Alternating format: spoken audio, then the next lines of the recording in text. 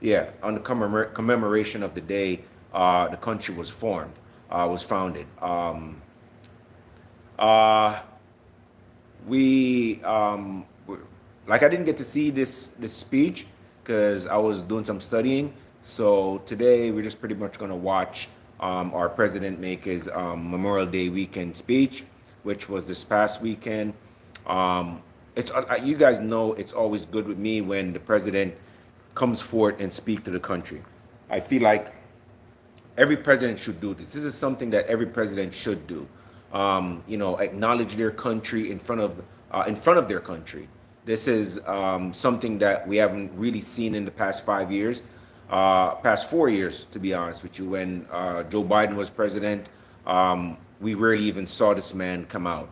I think Donald Trump has done more speeches in his first 90 days of presidency than Joe Biden has done in his whole career as a politician. Every 5 seconds, there is something Donald Trump is at. Like, I'm starting to wonder if this man is a robot because he's everywhere, all the time, every day, making a speech. Like, the people that write his speeches must be overwhelmed because Donald Trump is everywhere. He's at every school making a speech. He's in every state making a speech about something. This man is active, and I can't believe this is the same guy that I can't even remember her name. I don't even want to remember who she ran for president. I don't even remember. I don't care. This is the man that she said was not mentally capable of running the country and should not be elected. Instead, he is our commander in chief. He is our president. He has been elected, and he has been all over the country. One thing you can't say about this man is that he's a lazy president. Welcome, guys. Welcome, Charlie. Welcome to the chat. Where you hailing from? I'm here in Miami, Florida. Yeah. So there's one thing you can't say about President Trump, and it's that he's a lazy president or he's not trying his best. Absolutely, Charlie. He absolutely is. And if this man had, if Joe Biden had made two of the deals, two of the hundreds of deals that this man has made in his first 90 days, in his first 120 days, if Joe Biden has done that, he would have been a decent president. Now, this man is literally a businessman in politics, and the country is business. Whether you want to believe it or not, the country is a business. It is. It don't sound like it, but it absolutely is. As it pertains to other countries, welcome, guys. Welcome, everyone, to the chat. Gregory, welcome. You can see that this man is like when he's done with these guys, Pete Hegseth, the vice president and all the those people are going to age 10 years because this man is making them put in work. And that's what your politician should be doing. If you have a politician, welcome. Wrinkled Brain, welcome. Gregory Matero, welcome, guys. Welcome to the live. I appreciate every one of you guys for joining. Appreciate you guys. Thank you. Put in a comment where you guys are hailing from. I'm in Miami, Florida. You know what I mean? And, so by the time he's finished with these people, I promise you, these men would have gained another 1,000 gray hair because he's putting these men to work. You know what I mean? Just like how, and that's why when he said all these people that were working from home, that they have to get out of their chairs and from home and get out of the AC and get their ass back to work, I totally agree. Like, who wants to know that your employees at home babysitting their kids and doing this and doing that and not doing their job? How many times you guys have called any government agencies trying to get a hold of somebody? You wait 2 hours, 3 hours sometimes. Well, maybe not 3 hours, but you wait a long time. And then when you finally get a hold of them, you can hear the baby in the background. They're apologizing to you about the noise. I don't care. Get your ass out and work. You know what I mean? I recently saw a program where it was something on YouTube where they were saying that a lot of people on food stamp are gradually getting kicked off. Who doesn't agree with that? You know who doesn't agree with that? The people who get food stamp. And people will be getting food stamp for years and years and years. And you know who they are? When you go to Walmart, and I'm not dropping, I'm not, saying anything negative. But when you go to Walmart and you see that big, heavy guy or girl, and you see the shopping cart full to here, and then the kids behind them with another shopping cart, and you are with your one little shopping cart, you have 6 items in it, and those items cost, cost $50, and they have 2 shopping carts full of stuff. The mom is overweight, the kids are overweight, the kids don't play no sport, the mom has no job. You know what I mean? It just makes them comfortable. So when I see the man saying, "Hey, all this food stamp stuff, this is not going to be a crutch anymore. This is going to be a stepping stone." I 1000% agree. You get what I'm saying? And I'm not saying people can't go on food stamp. You can't go on food stamp if you need the help. And if you show a legitimate reason why you do need that help, you're disabled, or you can't work, or you've been fired for whatever the reason, absolutely. You know what I mean? But when you're just using it, I've heard people using EBT cards at salons to do their nails and hair. Are you kidding me? I saw one woman complaining that, "Oh, if I buy snacks and candy and all this stuff for my kids, where are they going to get it?" Well, that's not really what food stamp is for. It's for nutritional products for your kid. It's not for your ears and nail where you can take it to salons and get your ears and nail done. You know what I mean? So, I kind of ran off on a tangent. I apologize about that. But, I like to see when a president come forward and acknowledges country. You know what I mean? And put in work and tries to do everything, whether people like it or not. Taking people off food stamp is a way of helping them because you take away that dependency. And President Trump coming in, doing all these things, getting these people back into the work, into the offices, and having that personal experience, and having people answer the phone when you call them, taking people off food stamp, creating jobs, for our country, going to other countries, trying to stop war, save lives elsewhere, save lives in our country, create deals around the world, create peace with other countries, even though he has no vested interest in going to, like a war between Pakistan and India. We don't really have no vested interest in that. Unless it's nuclear, then, that's a vested interest that the whole world should have. But at the same time, this man is going out of his way to literally create peace around the world. Like he honestly is, and then people still have the audacity to come and say, "Oh, this man is a misogynist, and he's a this and he's a that." I don't care if he's a misogynist, and he's doing all the right thing to secure my border, creating the golden dome. You know what I mean? Establishing peace around the world, stability in my country, employment, protect the citizens. You know what I mean? Put our military first, put our law enforcement first to protect me and my family. Because you can say all you want about, defunding the police like jackass Kamala Harris. You know what I mean? But guess what? When something goes wrong, no matter what neighborhood you in and how you feel about police officers, when it goes down, who do you call? Do you think you call the neighborhood gangster? No, you don't. You call the police. And you defund them, who you gonna call? Ghostbuster? No. You know what I mean? So I am all for a president who's all for all of that. And when my president come forward and make speeches at West Point, at Harvard, at wherever school, and show me that he's involved in our country, he's going across the globe to create deals. The other day, I saw that Qatar gave us a luxury plane, and they complained. People complained. People complained that this man got a luxury airline as a gift from Qatar. But yet still, when Joe Biden was giving away billions of dollars monthly to Ukraine, there was no uproar about it. Nobody said anything. All they said is, "Yeah, Joe Biden is doing the right thing." And we all know that all those billions of dollars that's been given away, it recirculated back into wealthy Democrats, politicians' pocket. We know that. We can see it with Doge. I'm waiting for them to tell us when they're going to start arresting MFers. That's what I want to know. When is President Trump going to start arresting people for all that money that's missing? Because, guys, I promise you, if you walk into a federal building, right? Just walk into a federal building. Don't even steal any money. Just grab one of the garbage cans and steal it and walk out. And they see you stealing it. I promise you, you are going to get about 10 years in prison. Okay, maybe not 10 years, but you're going to serve time in prison. Go to a federal agent, go into his pocket, take out his money out of his pocket, and walk out the door. You're going to serve time. Because that is, you're stealing from the federal government, literally. You will serve time. So why is it that all these these politicians who've been in politics, these incumbents for years and 30, 40 years, right? Who's been stealing money and siphoning money, say they're going to send it here, put in their own pocket. Barack Obama had his daughter at some kind of, what was it? Like some kind of whatever in his daughter's name, some kind of what you call this thing? I'm having a brain fart right now. And next thing you know, his daughter is worth $6 million. How? She's never written a book. She barely left college. She doesn't have a job because her dad is rich. It's not like she can't have no regular job. She can't. No politician's child can have a regular job. They cannot. So where are you getting that money from?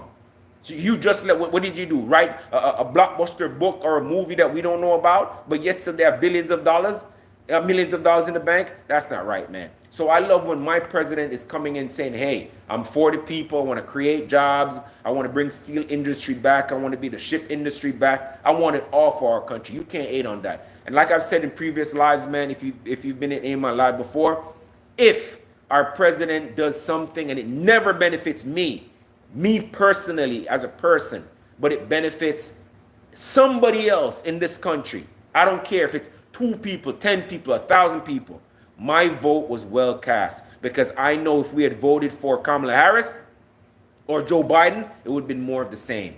Oh, we don't have any money, but we got to send money to Ukraine. We got to send money to Israel. We got to send money to the jihadists. And we got to send money to all the terrorists across the world. But we're not going to send it to our people. We're going to let them tie their belly bands and pay us more, because they're not going to have any money for Social Security. But we can give away all of that. It never sounded right to me. And President Trump proved that they were lying, that they were stealing and siphoning money with Elon Musk and the Doge team. Anyway, guys, I've been ranting on. That's my rant for the day. Today we're gonna watch the Memorial Day speech by our Trump, by our president. It's gonna be a little long, so guys, just bear with it. Me, I love to watch all this stuff. Like when people can watch movies, I can sit and watch all this stuff. I like to be informed. Like I told one of my friends before the election was gonna conclude, and I said to him, bro. He said, "Oh, Kamala's gonna win," and I said, "Are you stupid? Do you watch the news? Do you watch these congressional reports? Do you watch other news? He says, "Oh, but you watch Fox and CNN." Yes, I watch Fox. I watch CNN. I watch NBC. I watch them all, and I create my own idea about what I see. I don't let people dictate anything to me. I watch everything live. If there's a congressional hearing about somebody, put into a position of, I don't know, whatever the case might be, I want to see that speech, that when they're grilling that person, why are they qualified for the position? I don't want to hear the second-hand news from NBC or CNN. I want to see it myself. So I watch all these platforms. I watch the news from Australia. I watch the news from Pakistan, because it gives you a different perspective of how the rest of the world see us as a country, how they see our governance. You know what I mean? And then when you step back, sometimes when you're in a situation and you step back out of it, and then you look at it from a different perspective, you see it a lot different. Because we see the world how we want to see it, with all our biases. And sometimes no matter what somebody tells you, you still don't accept that. You have to step out of yourself sometimes and say, you know what, let me back out of this and look from it from a different perspective. Let me see what this country, how they look at the United States. Oh, damn, that's how they really see us. Oh, I can see that. I don't want to agree with it, but I see that viewpoint, and I can see why they have that viewpoint of us. But anyway, guys, I'm going to go ahead and move forward with the video. Hope you guys enjoyed. If you guys haven't subscribed, man, I would really appreciate if you guys did. If you guys are returning, thank you guys for returning, man. If you guys haven't subscribed to my channel, I do live like this all the time. I really appreciate every single last one of you guys. We're going to go ahead and let it play. We're going to all watch this together. Every now and then I'll put my commentary, but I'll try not to talk until it's finished. Appreciate you guys. One love, and thanks for the subscription in advance.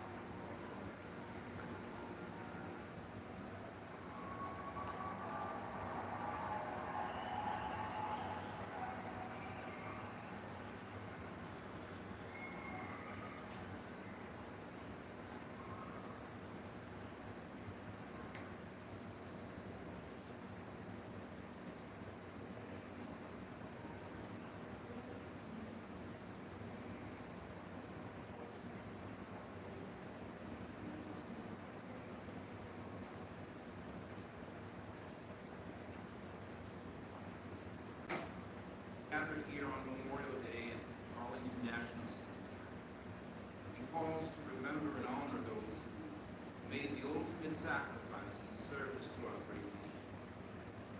Today, our hearts overflow with deep appreciation for the men and women who selflessly place themselves in harm's way to safeguard the freedoms we hold so dear. Their courage, both seen and unseen, shaped the fabric of our nation's history. With each step they took, they paved the way for a future defined by liberty and opportunity. And so, dear God, if you will allow us on this day, allow our heart to be full of gratitude that will echo through the heavens, chorus of adoration that spans generations. Grant us the wisdom to not only recognize their commitment to service, but give us the capacity to live lives worthy of us. Finally, dear God, may we find a certain level of solace, peace, and knowledge that their precious memory lives on in the hearts and minds of all Americans. For it is in your mighty and holy name we pray. We all say together, amen, amen. Please remain standing and join the United States Marine Band and Staff Sergeant Hannah Davis in the singing of our national anthem.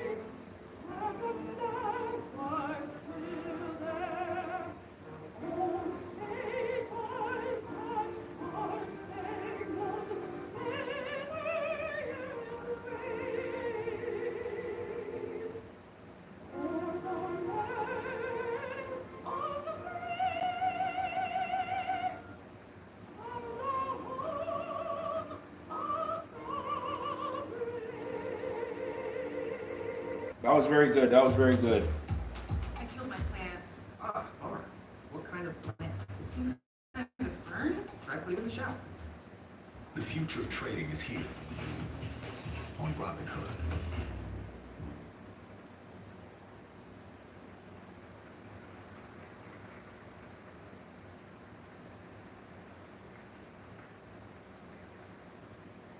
Please be seated. Ladies and gentlemen, General Dan Kane.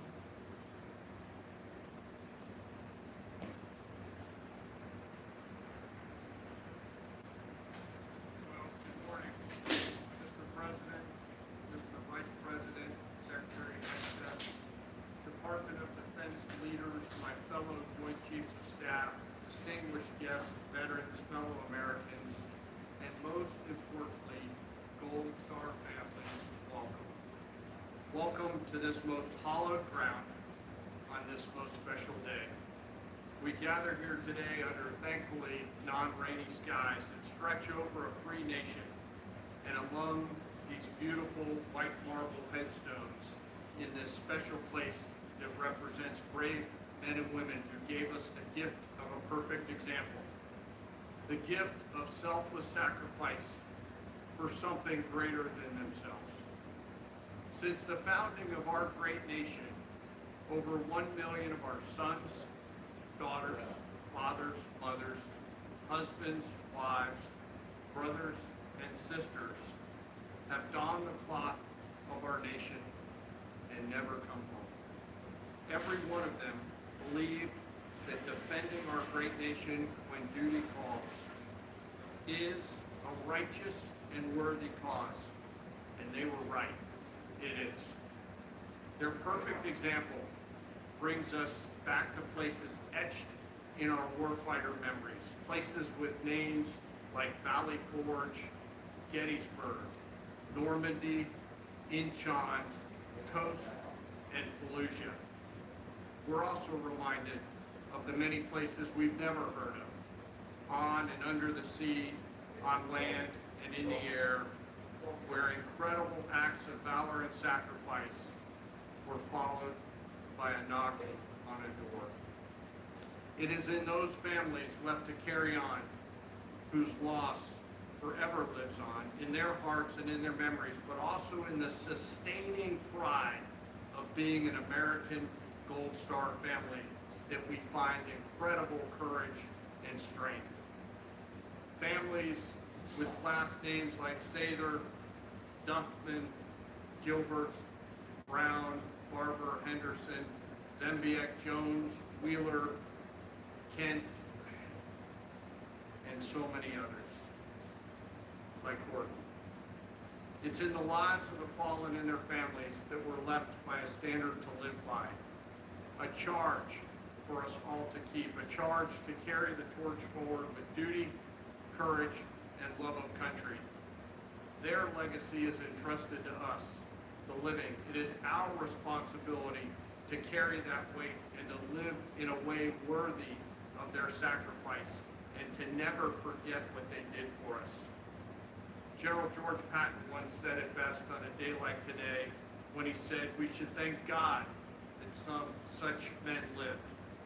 I know I sure do. Mr. President, Mr. Vice President, Mr. Secretary, ladies and gentlemen, thank you for being here on this Memorial Day to honor those we lost in the service of our nation and their families who carry on so bravely. May we never forget our fallen and their families. May we never forget our deployed forces and their families. And it is now my sincere honor and privilege to introduce the 29th Secretary of Defense, a combat veteran himself who's knelt before battlefield crosses, who's seen up close the courage and sacrifice we're here to honor today, and who never ever forgets that the gifts given here are in defense of our great nation. Ladies and gentlemen, the Honorable Pete Hicksett.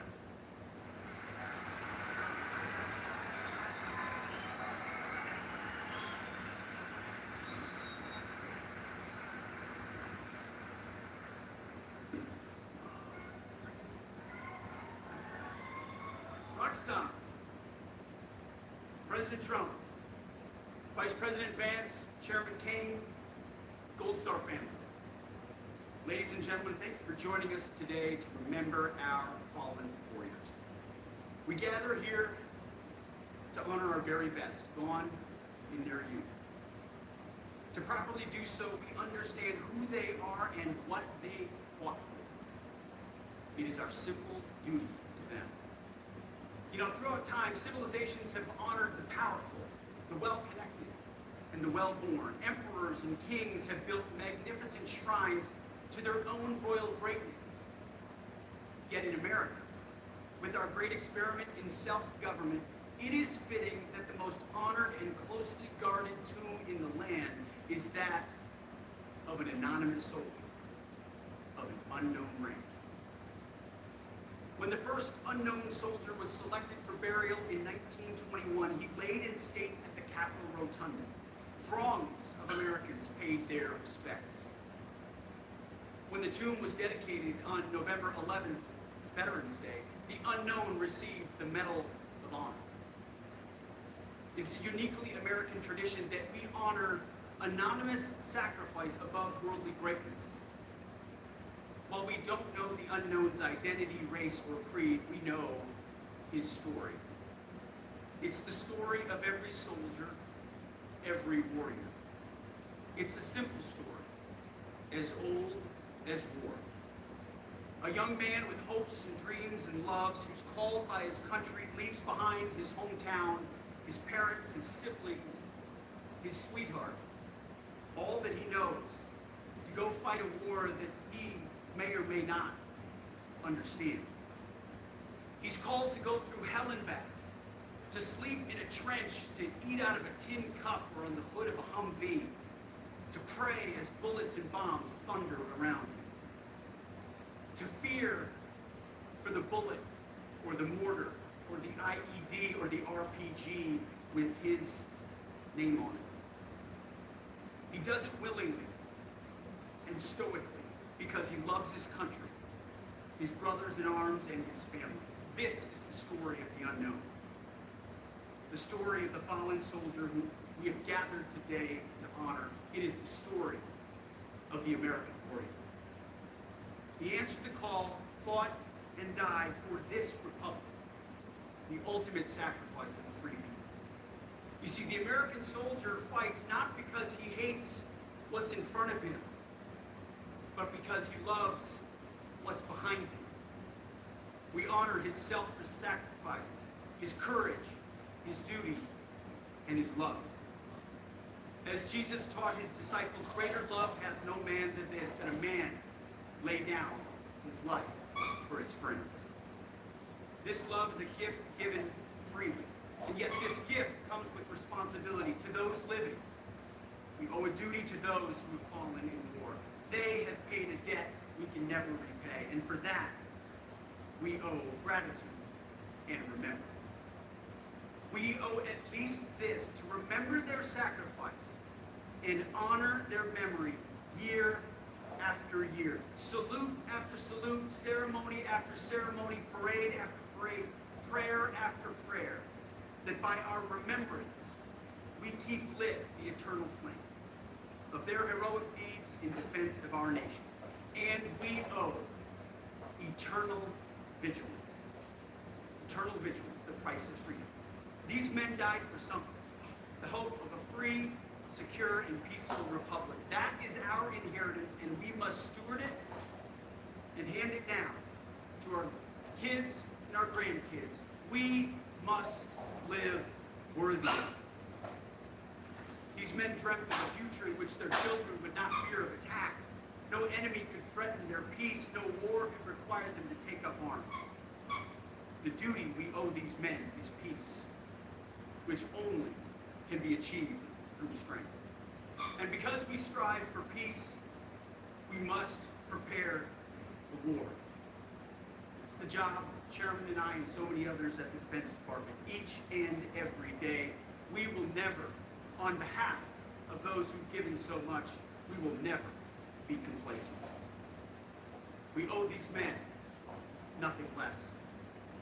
Our lives, our fortunes, and our sacred honor. So on this Memorial Day, in honor of the unknown soldiers and the known, let us rededicate ourselves to God and country. To our great republic 249 years on, we stand on the shoulders of great men and on the shoulders of those great men in those graves, and may we live worthy of it. Thank you. God bless our warriors, and may God bless our fallen. And amen. Amen.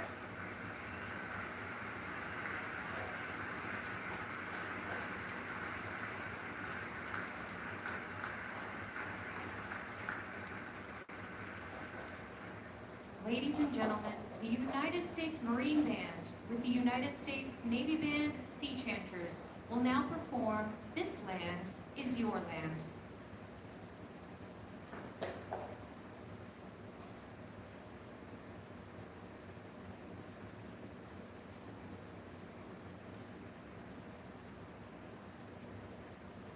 When paying with Cash App Card feels pro, because you have roundups turned on. Give me 17 cents on Bitcoin. Jones, we take great pride in crafting high-quality breakfast meats from our original land in Wisconsin to your table at home.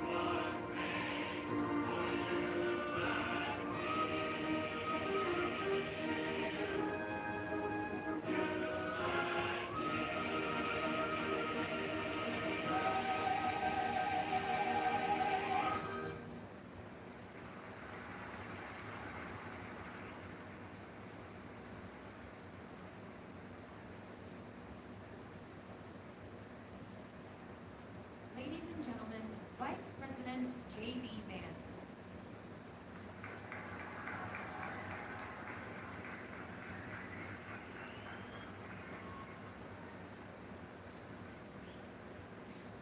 Well, thank you, everyone. Thank you to that incredible choir and band, and thanks to General Kane and Secretary Excess for your powerful words. Thank you, most importantly, for everything that you do for our nation's war fighters and for those who have given their lives to this country. We remember you today, and certainly to our Gold Star families. We're so thrilled and so grateful to have you with us in attendance. This is a sacred place, an eternal resting spot for our nation's sons and daughters. We gather in solemn commemoration of their sacrifice and the sacrifice made by all those who gave up their lives in service to our beloved country. In 1915, President Woodrow Wilson laid the cornerstone of the memorial amphitheater we gather in today.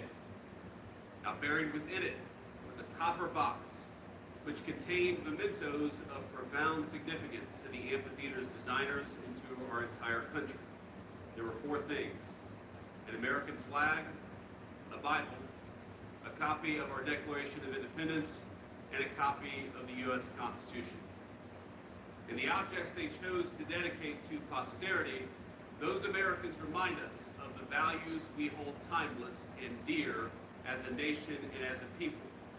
But those values didn't spring from any stonework or time capsule. They were lived out day after day by the people buried in this hallowed cemetery. Each life honored here in Arlington was once full of the ordinary moments and quiet dreams, of early sunrises, of good days and bad days, of celebrations and disappointments.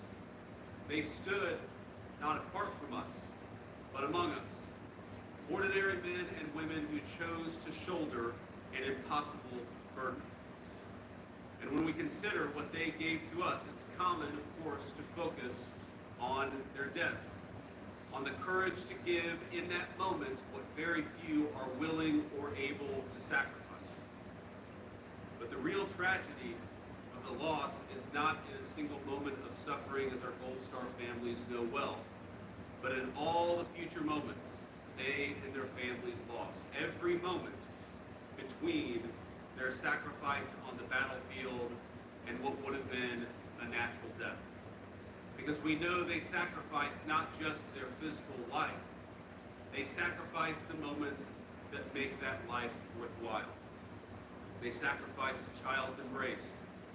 They sacrificed walking their daughter down the aisle, of seeing their husband or wife after a big promotion, of sharing a meal with the family at Thanksgiving. For my fellow Americans, especially those watching on television, consider the sum of all the moments that make a good life. And now appreciate the countless strangers, people most of you never met, they gave up those moments in their own life so that we could enjoy them in ours. And that is what Memorial Day is all about. I once heard a Marine Corps colonel that I served with, he said this in 2005, not long after a very tough deployment to Iraq. He said this about his fallen men, that they were the best looking, they were the kindest, they were the smartest, they were the most devoted. They were the very best of us. To them, we owe everything. And today, in the peace they bequeathed us, we honor them. As the Book of Wisdom tells us, but the righteous one, though he die early, shall be at rest. For the age that is honorable comes not with the passing of time, nor can it be measured in terms of years. They laid down their lives for Americans they would never meet, for generations yet unborn, for a nation that would not exist absent their incredible courage. Now we know their families in particular have given so much. And in particular, I want to speak to the Gold Star families, to the families who have lost a son, a daughter, a husband, or a wife, to every child here who misses your dad, or your mom, know that your loved one to us is a hero. And though we cannot know your pain, please know that I speak for the entire nation when I say that we are grateful to them and to you for a debt none of us can possibly repay. Now, all of us will honor the fallen and their families in our own way. But allow me to suggest two ways of honoring their sacrifice, two ways that I try to honor their sacrifice every day. First, we ought to commit ourselves and expect from our leaders to treat the lives of our troops as the most precious resource. Zaxby's giant chicken finger quesadillas. Get them while you can. Who's got the sauce? You should switch to 1-800-CONTACTS because It's super easy. so cheap. I saved shipping costs.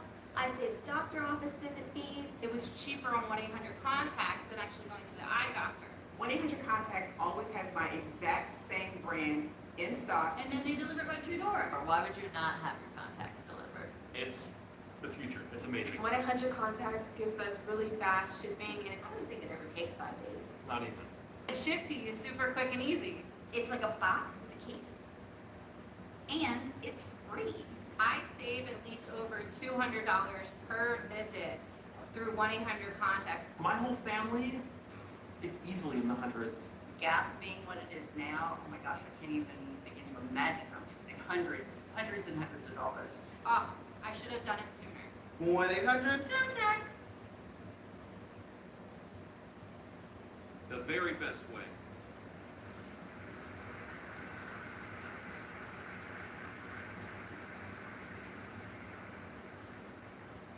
The very best way to honor the fallen is to only ask the next generation to make the ultimate sacrifice when they absolutely must. We must be cautious in sending our people to war. The second way that I try to honor the fallen is to commit ourselves to being worthy of their sacrifice. If you're a husband, be the best husband you can be. If you're a mom, be the best mom that you can be. If you're a citizen, be the very best citizen that you can be. Because together, let us build a better country, a more perfect union, and strive to be the kind of nation worthy of the sacrifice of the people that we honor today. On this Memorial Day, let us remember that we have been given a great gift, often by people none of us ever met. Let us cherish that gift and make ourselves worthy of it. May God bless those who gave that gift, and may He bless the country they sacrificed for. Thank you.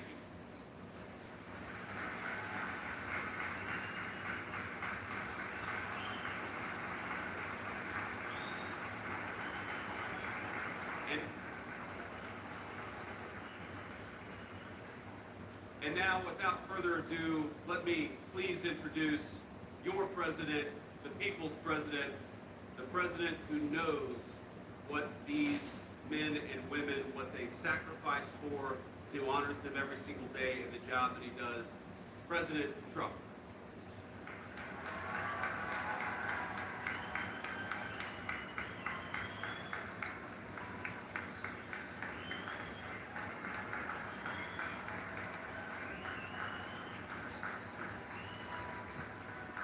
Thank you very much. Thank you.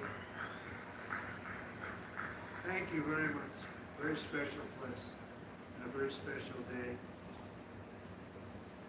Thank you to Vice President Vance, did a terrific job. Thanks also to a man who has devoted his life to service members and veterans, Secretary of Defense, Pete Hegseth, who's doing really well. He went through a lot, didn't he? But he's doing really well. He's a tough cookie. That's what we want. He's a tough cookie.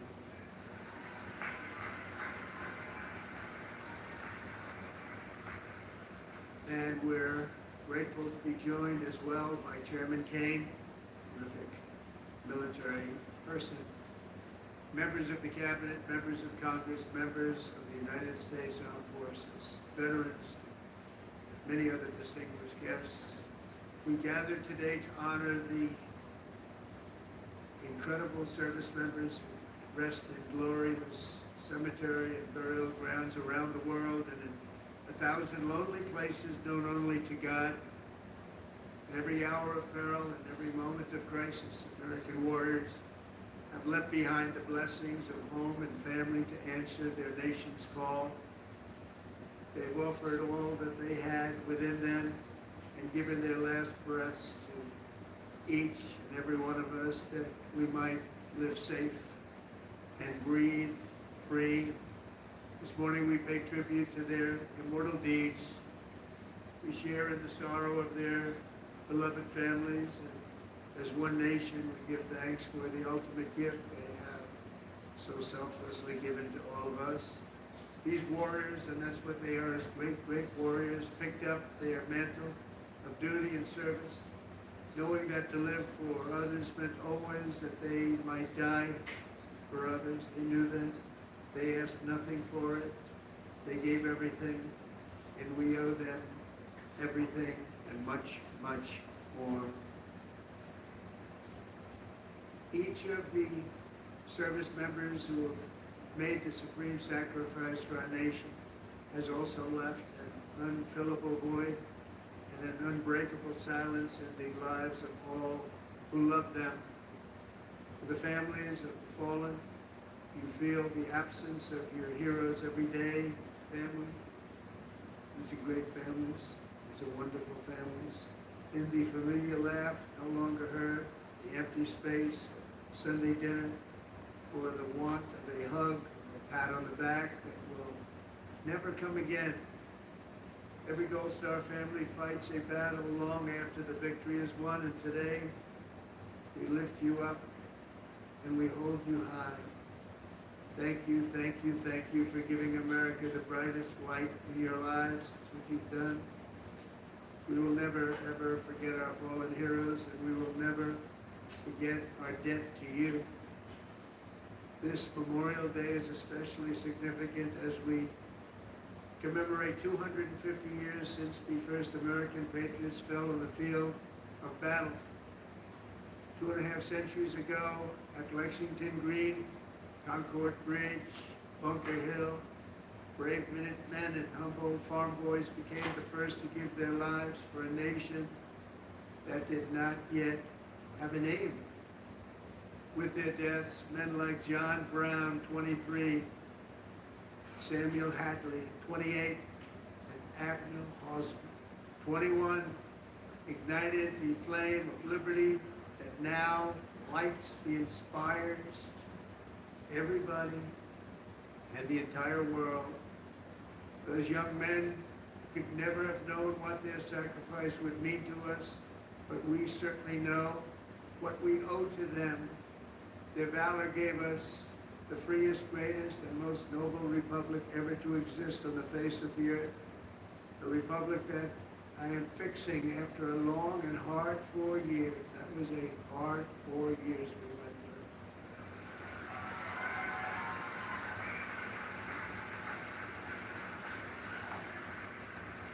through. Who would let that happen?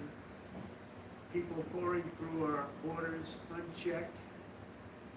People doing things that are indescribable and not for today to discuss. But the republic that is now doing so very well, we're doing so very well right now, considering the circumstances, and we'll do record-setting better with time. We will do better than we've ever done as a nation, better than ever before, I promise you that. We're told by our physicians out there to feed ourselves wholesome foods and stay away from some of the processed stuff. That's a pretty good lesson to be learned for our dogs. What actually kind of gets me as a veterinarian is you see commercials by companies and they're showing you all these wonderful things going into the bag. The reality is that it's not. That's one of the major differences of the farmer and dog. It's not smoke and mirror. It's real. At Grainger, we have over 1 million products, including the ones that help keep your workplace safe and sound. Shop our vast inventory of safety products at Grainger.com. Grainger, for the ones who get it done.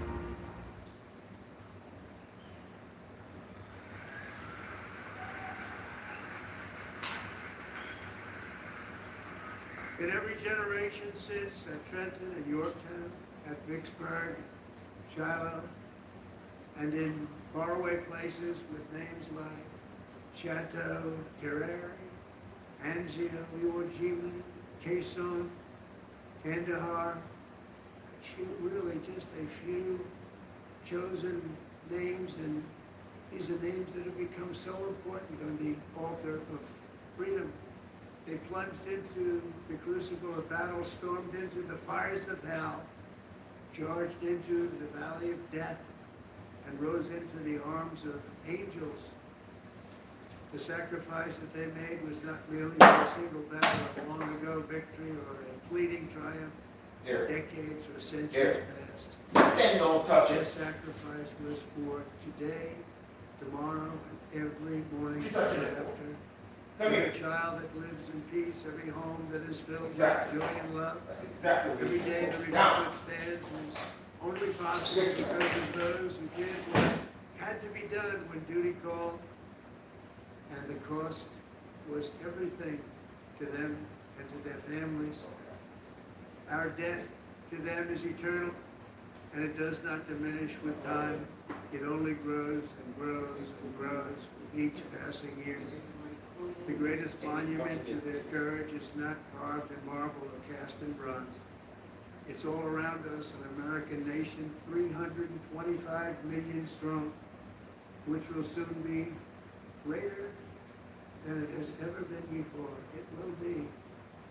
And so today we uphold the memory of our heroes as people have done since ancient. I've just seen somebody that says President Trump should be napping, but when the last president was napping all the time and eating ice cream, everybody says he was lazy.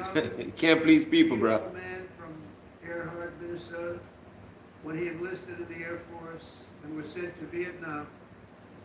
59 The military got depleted. It's not as built up as it should be. and his crewmates climbed into the dark skies. You won't know unless we get invaded. On a classified mission known And you as gotta pick up your own firearm. Carolina Moon. Their aim was to blow up a key enemy bridge. And while other crews had tried and failed, they were determined to try and get it done in the face of extreme danger, and they knew how bad it was. As their C-130 closed in on its target, and Elroy jockeyed his 5,000 pounds of explosives into position, the aircraft came under unbelievably intense fire. They've never seen anything like it. Try as they might, they were hit as the plane swung low and they went down deep in enemy territory. Elroy was just 24 years old when he gave his life for America, leaving behind a beautiful young wife who was 7 months pregnant. That meant Elroy would never know the joy of meeting his son Troy or seeing him grow, and he would never have the pride to watch his son follow in his father's footsteps and serve 2 decades in the U.S. Army. Sergeant First Class Troy Harwood is with us today, joined by his wife Sonia and their son John, the grandson Elroy never got to hold. Thank you, Troy. Thank you, John. And above all, thank you, Elroy. Thank you very much. Please stand up. Thank you. Wherever you may be.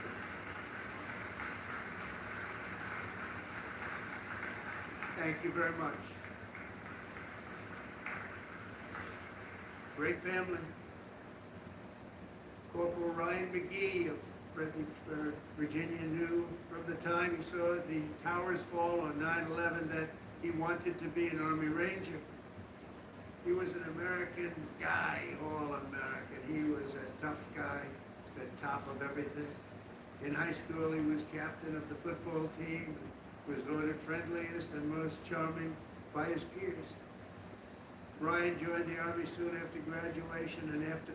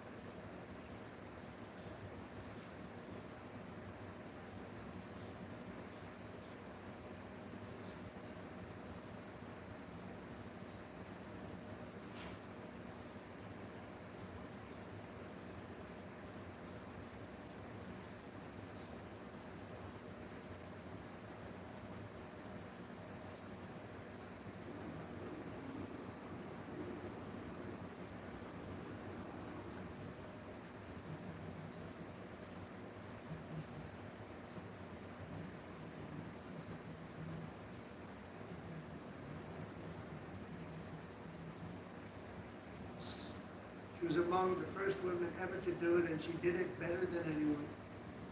In January 2019, Shannon was on her 5th combat deployment, embedded with a team hunting ISIS terrorists out of the streets of Syria when a suicide bomber detonated his weapon, killing Senior Chief Kent and 3 other wonderful, beautiful Americans.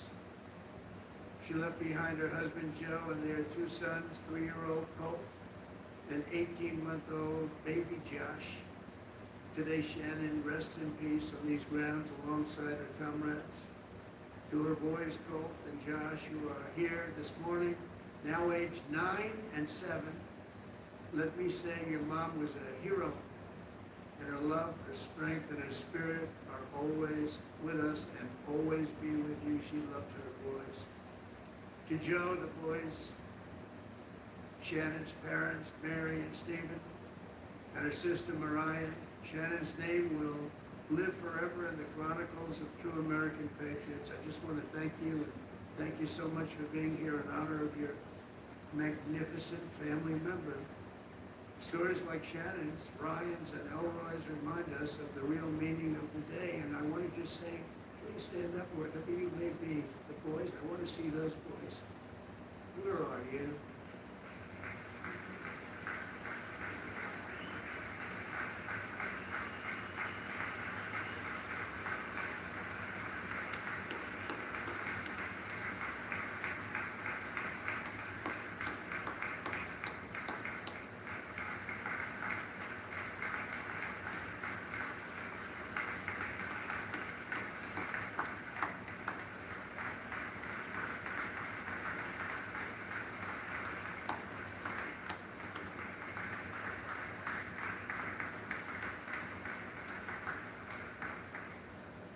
Hey, good-looking guys.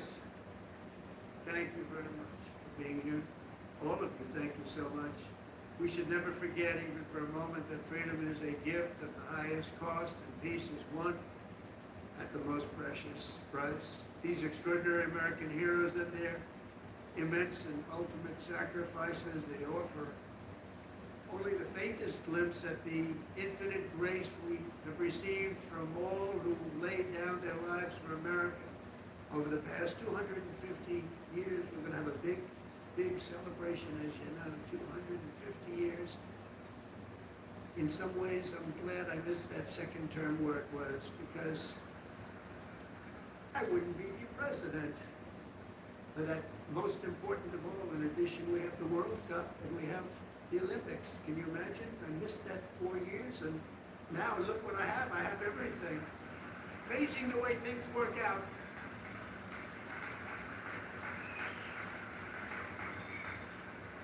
God did that. I believe that.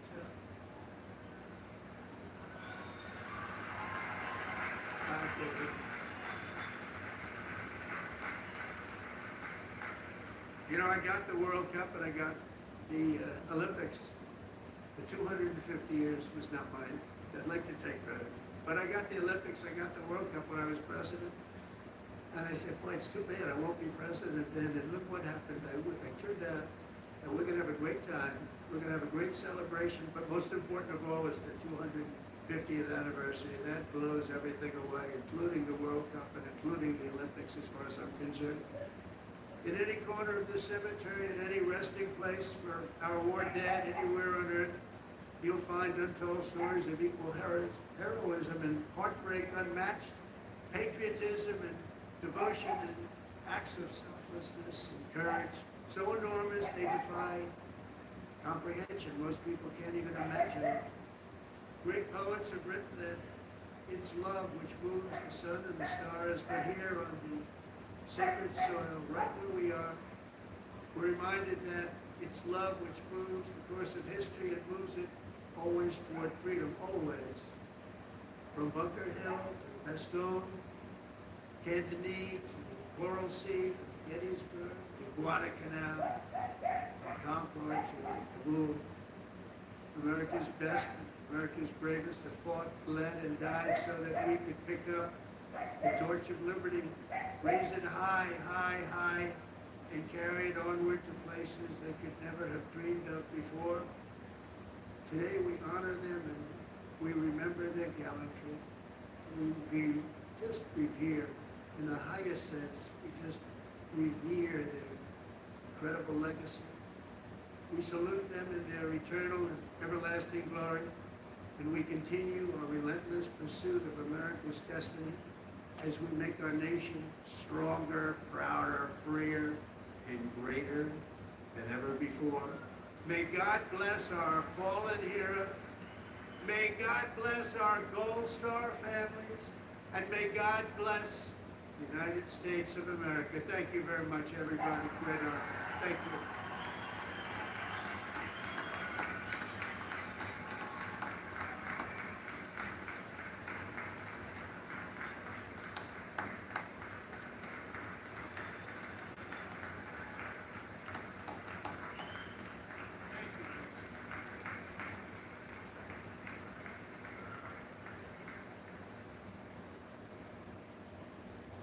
Ladies and gentlemen, please remain standing for the playing of taps and the benediction.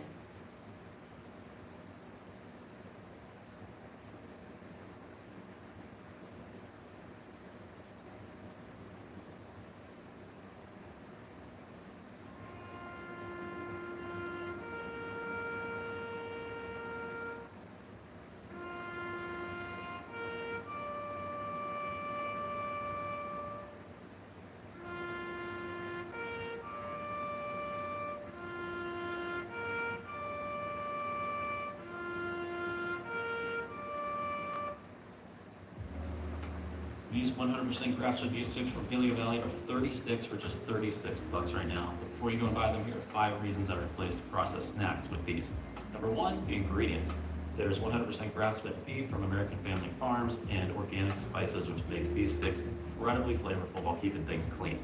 Number 2, they're naturally fermented, which creates a great flavor, but without the preservatives like encapsulated lactic or citric acid found in all the other meat sticks. Number 3, they're perfect for when you're trying to cut back on processed carb-heavy snacks, but still want something satisfying and delicious. Number 4, they're super convenient. I keep them in my bag, my pantry, my desk drawer, and I send them off to school with my kiddo. They're a great protein-rich snack that won't hinder my health goals. And number 5, they're from Paleo Valley, which means everything is well-sourced, 100% grass-fed, grain-free, gluten-free, soy-free, 0 grams of refined sugar, and absolutely no seed oils. Like I said, they're 36 bucks right now, so go and check them out.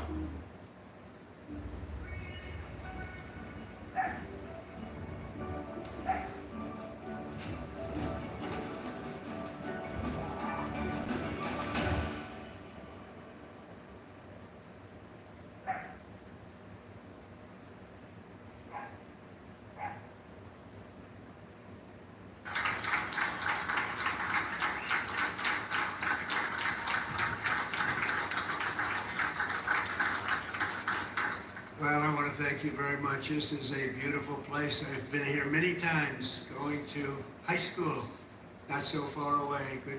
A good place. Also a military academy, not quite of this distinction, but it was a lot of fun for me. And I just want to say hello, cadets, and on behalf of our entire nation, let me begin by saying congratulations to the West Point class of 2025. You are winners, every single one of you. Thank you.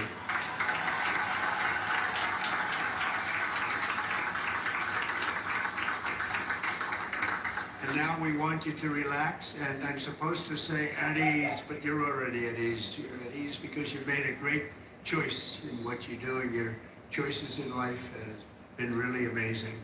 So this is a celebration, and let's have a little fun. I want to thank your highly respected Superintendent, General Stephen Gillen, and he is really something. I get to know him backstage with his beautiful family, and his reputation, his wife is just incredible. His reputation is unbelievable, and thank you very much. And your daughter is a winner also, just like everybody out there, a real winner. Thank you. Thank you.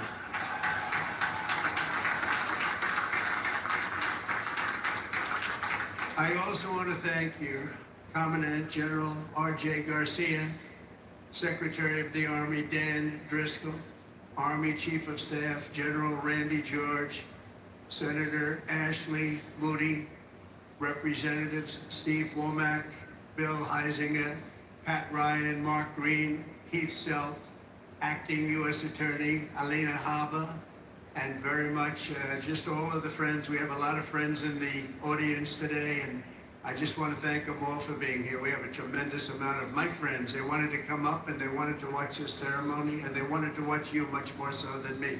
So I just want to thank so many people are here.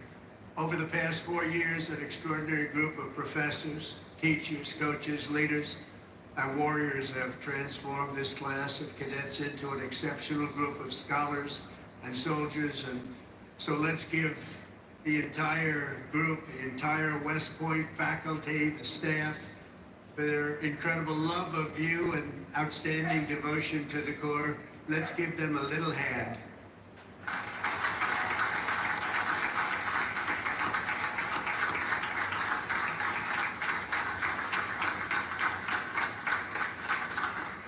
And importantly, we can't forget all of those people beaming with pride. Look at them in the audience. They're so proud. They're in the stands. So thank your parents, your grandparents, and family members who made this all possible for you. Thank you.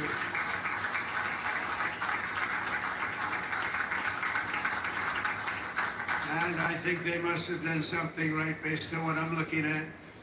America loves our military moms and dads. Nearly 1/3 of the cadets graduating today are themselves the children of veterans. So to everyone with us this morning who served America in uniform, no matter your age, please stand so we can salute your service. We'd like to see who you are.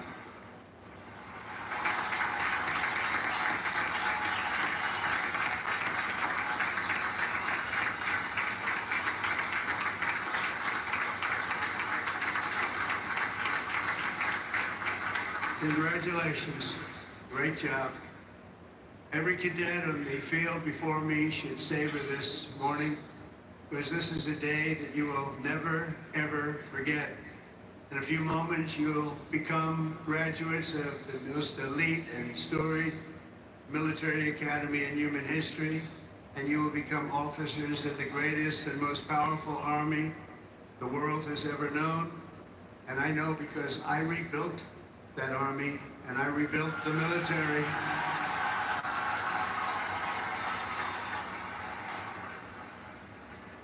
And we rebuilt it like nobody has ever rebuilt it before in my first term.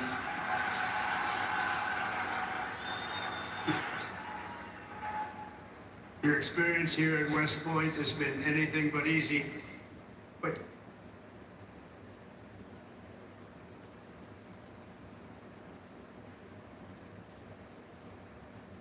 at West Point has been anything but easy, but you do not come to the U.S. Military Academy for the word easy. You came for excellence, you came for duty, you came to serve your country, and you came to show yourselves, your family, and the world that you are among the smartest, toughest, strongest, most lethal warriors ever to walk on this planet.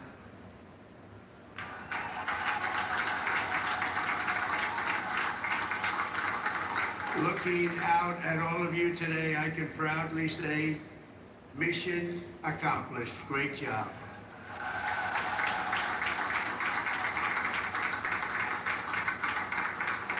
But now you have to go on. You have to forget that, because now you have another. It's a sad thing, isn't it? You know, can't rest on your laurels no matter what. You just have to keep going. You take a little day off, and you go on to the rest, because you have to have victory after victory after victory, and that's what you're going to have as you receive your commissions as second lieutenants. Each of you continues down the same hallowed path walked by titans and legends of U.S. military law, giants like Ulysses S. Grant, John Blackjack Pershing, and Stormin Norman Schwarzkopf. All great. So many more. They and countless other patriots before you have walked out of these halls and straight into history, and today you officially join those immortal heroes in a proud ranks of the long gray line. You know that term, so beautiful, the long gray line. Among the 1,000 cadets graduating today, 26 of you wear the prestigious star wreath signifying the highest level of academic achievement. Please stand up. 26. Let's see if somebody stands who shouldn't be standing.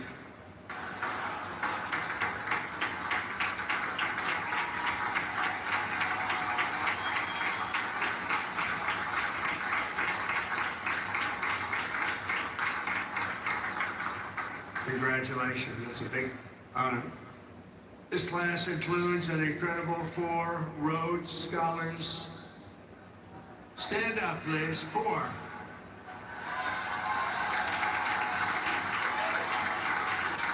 Wow. That's tied for the most of any West Point class since 1959. That's great. 4. Congratulations. Boy, oh boy, oh boy. I want to bring them right to the Oval Office. I don't want to have them go too far away from me. 8 cadets here today took on the challenge of designing their own hypersonic rocket. Oh, we can use you. We're building them right now. You know, we had ours stolen. We are the designer of it. We had it stolen during the Obama administration. They stole it. You know who stole it? The Russians stole it. Something bad happened. But we're the designer of it. We're now building them, and lots of them. And earlier this year, they launched it into space, setting a world record for amateur rocketry. Can't get you in there fast enough. This class excelled not only mentally, but also physically. Last January, when more than 1,000 cadets volunteered for an 18.5-mile march on a freezing winter night, Cadet Chris Verdugo completed the task in 2 hours and 30 minutes flat, smashing the international record for the competition by 13 minutes. Where is he? Where is he? Come up here. Come up here, Chris. Get up here, Chris. Wow. Come here. That's by 13 minutes. Come here, Chris. I want to see this guy.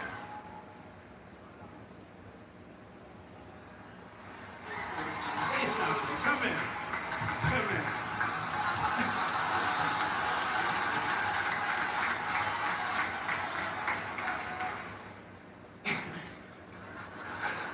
It's been a long 5 years, but I couldn't have done it with any of these guys. Love you guys all. Thank you.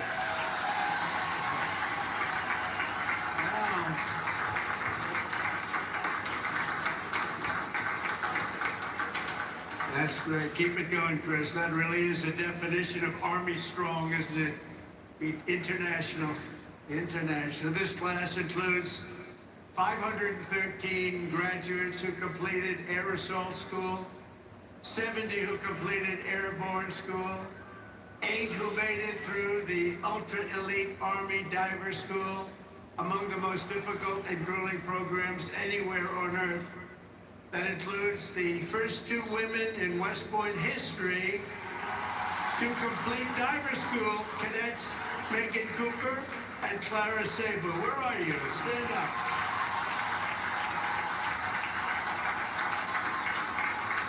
Where are they?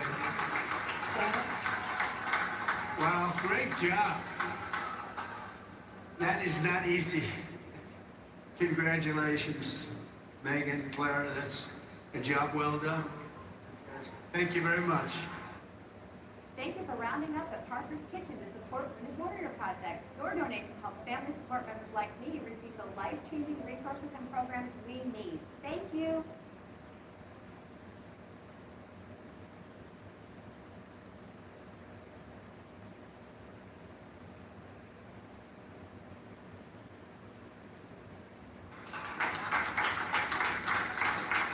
Some of you achieved a different kind of distinction here at the Academy, including 7 century men who completed 100 hours of marching for disciplinary, oh no, infractions. No, don't tell me I'm doing this.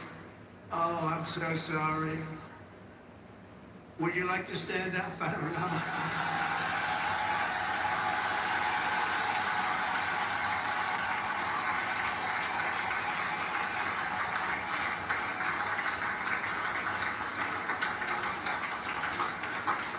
I think I saw Chris standing up. Chris, what's going on here? Well, you had one good, one not so good, right, Chris? Can't believe Chris is standing up. But we want everyone to leave here today, Chris, so you're going to be okay, because I'm going to do something with a clean slate. So in keeping with tradition, I hereby pardon all cadets on restriction for minor conduct offenses effective immediately, so you're all okay. You're all okay.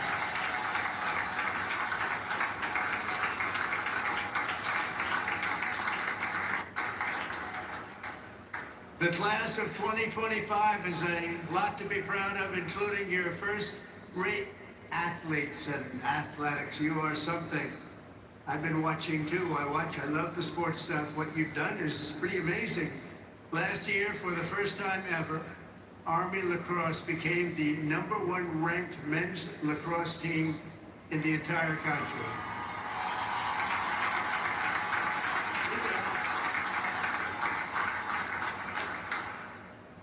Those of you on the team, stand. That's a big honor. Stand.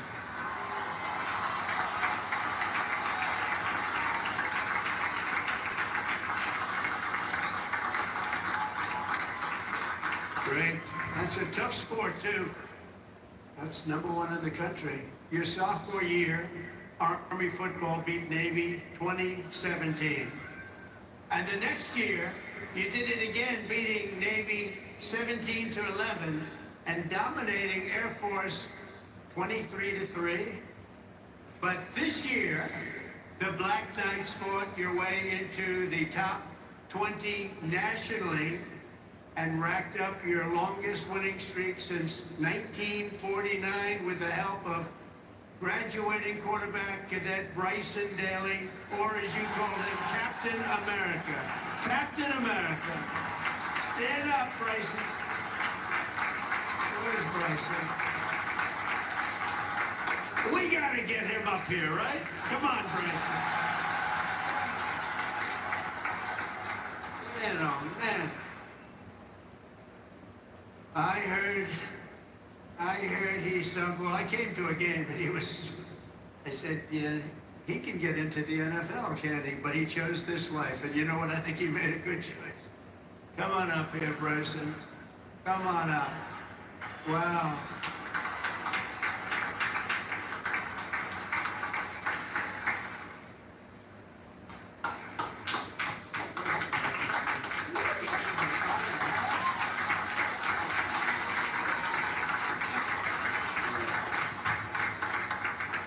Go Army football. Shout out the Hogs, H4. Can't wait to graduate. Love you guys.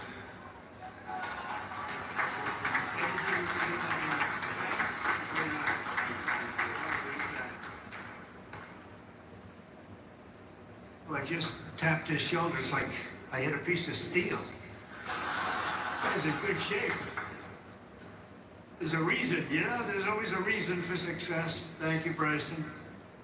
At a time when other top college quarterbacks were thinking about going pro, Bryson's mind was on something else. As he told an interviewer earlier this year, I'm focused on my career as an infantry officer. That's what he wants to do.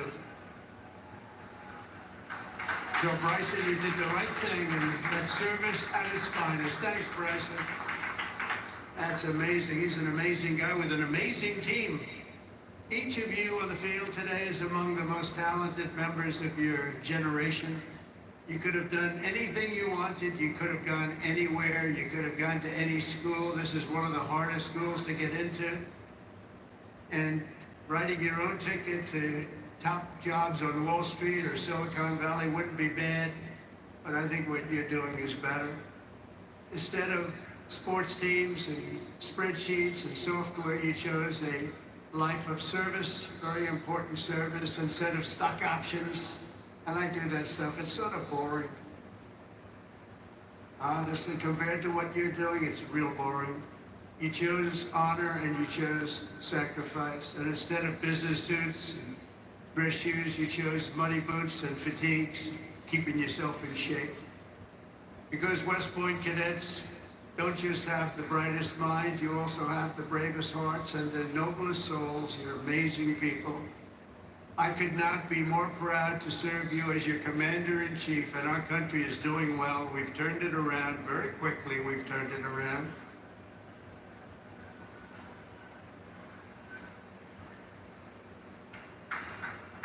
I just got back from the Middle East, and I was at, as you know, Saudi Arabia, Qatar, UAE, and I will tell you, they said, all three leaders, great leaders of those three nations, they all said the same thing. The United States of America is hotter now than we've ever seen it, and a year ago, it was as cold as it gets, and it's true. It's true. We have the hottest country in the world, and the whole world is talking about it. That's an honor for all of us. I cannot wait to see the glory that is still ahead, however, for the West Point class of 2025, and we're going to help you a lot because we're going to give you a nation as good or better than it ever was. That's what I promise you.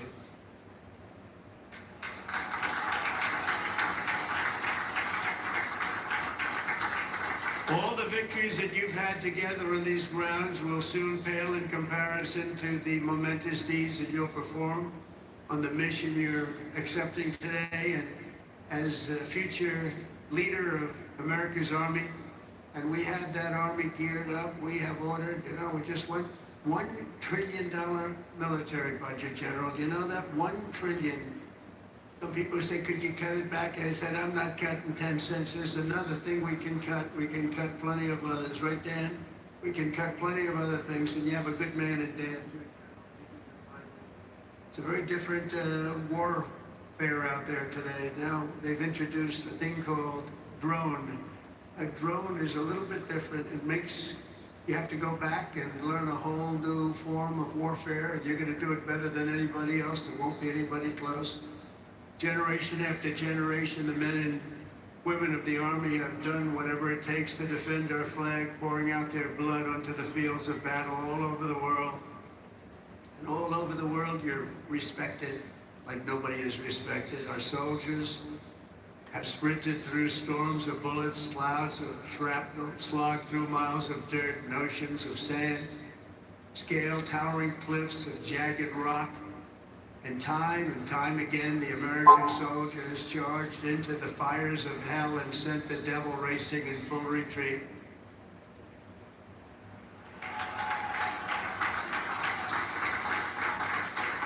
No task has ever been too tough for America's Army, and now that 250-year legacy of glory and triumph belongs to you, the 1,000 newest officers of the greatest fighting force in the history of the world. That's what you are, and that's what you're being thought of.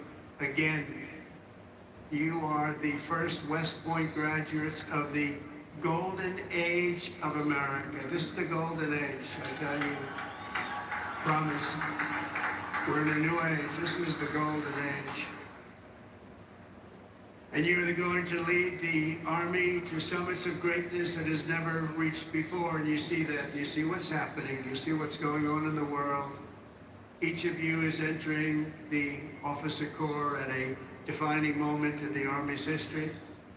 For at least 2 decades, political leaders from both parties have dragged our military into missions it was never meant to be. It wasn't meant to be.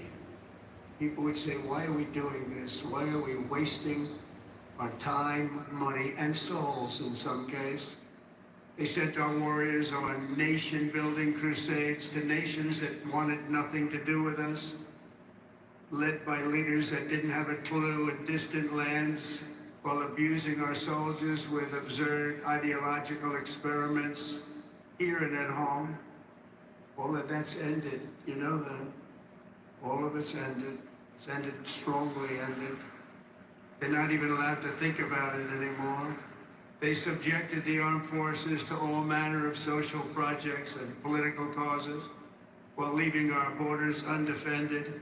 and depleting our arsenals to fight other countries' wars. We fought for other countries' borders, but we didn't fight for our own border, but now we do, like we have never fought before, by the way.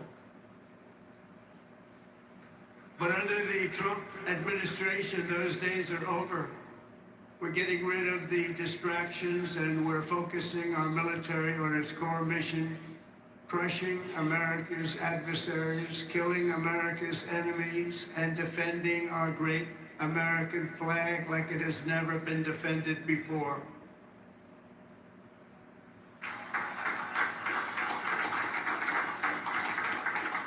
The job of the U.S. Armed Forces is not to host drag shows, to transform foreign cultures, but to spread democracy to everybody around the world at the point of a gun.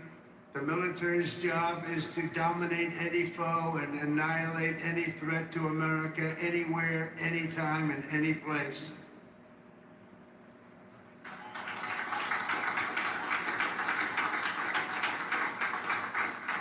A big part of that job is to be respected again, and you are, as of right now, respected more than any army anywhere in the world, and that's happening, and I can tell you, you are respected like nobody can believe.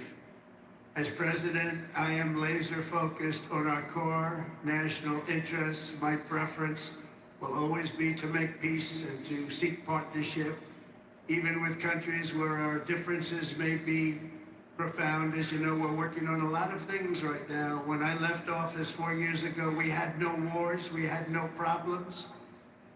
We had nothing but success. We had the most incredible economy, the greatest, single greatest economy for a president in history. I think we're going to beat it this time by a lot, if you want to know the truth. But we had something going on very special. If the United States or its allies are ever threatened or attacked, the Army will obliterate our opponents with overwhelming strength and devastating force. That's why my administration has begun a colossal buildup of the United States Armed Forces, a buildup like we've never had before. Peace through strength. You know the term. I've used it a lot.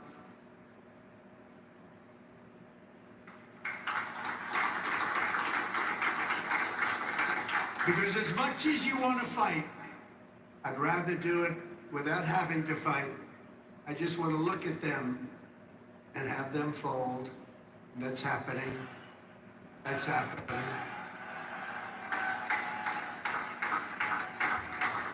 And I've approved a $1 trillion investment, and that will be, again, the largest ever in the history of our country.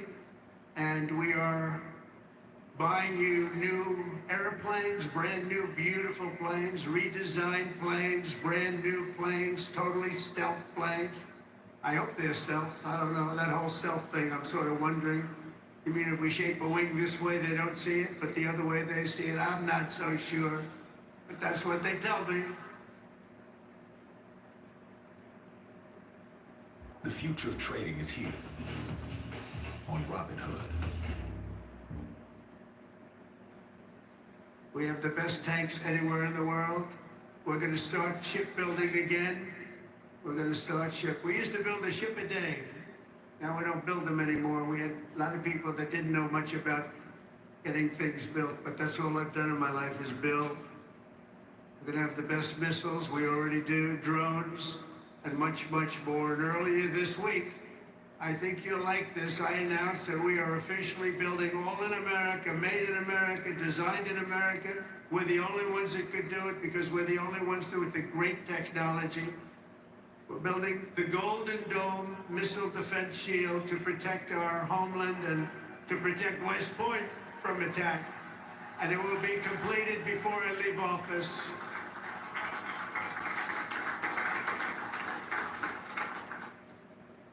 And you know, you wouldn't think this, but our enemies are very unhappy about it. You've been hearing, you've been reading. Why are they doing that? Why? Well, we're doing it because we want to be around for a long time. That's why we're doing it. We're also restoring the fundamental principle that a central purpose of our military is to protect our own borders from invasion. Our country was invaded for the last 4 years, and they've allowed people to come into our country that shouldn't be here. Criminals walk in, no vetting, no check-in, no nothing. Where are they coming from? And they were taking people out of prisons, they were taking gang members, they were taking the mentally insane and allowing them to come in, and we're getting them out of our country. We have no choice. We're getting them out and bringing them back where they came from. Have no choice. And it's not easy. It's not easy. But hopefully the courts will allow us to continue. You know, we had the greatest election victory. This was November 5th, we won the popular vote by millions of votes. We won all 7 swing states. We won everything. We won 2,750 districts against 505. 2,750 against 505. We had a great mandate, and it gives us the right to do what we want to do to make our country great again, and that's what we're going to do. And on day one, I deployed our military to the southern border. And since that day, we've reduced the number of illegal border crossings where there used to be hundreds of thousands of people coming into our country a day. We had nobody come in the last week and a half. We were at 99.999%. 99.999, think of that. That was with the help of our military. We had one person come in. One. You know why? He got very sick. We brought him through to have him brought to a hospital. One person. And for that, please don't hold me responsible, but that's okay. They did the right thing. Gone are the days where defending every nation but our own was the primary thought. We are putting America first. We have to put America first. We have to rebuild and defend our nation.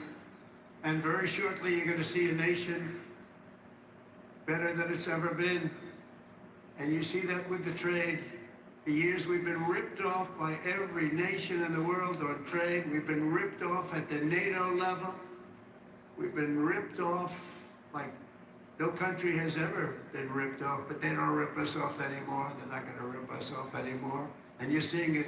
You have to watch what we're doing in trade. I know it's not your primary thing, but it's quite important in all fairness.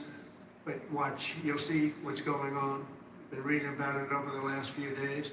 We're making deals with other nations that were nobody thought it would be even possible. And the reason is very simple. They respect us again. They're respecting our country again. That's what you want. And everything we do, we are bringing common sense back to America. It's all about common sense. We can say we're liberal, we're conservative. The new word is progressive. They don't like using the word liberal anymore. That's why I call them liberal. But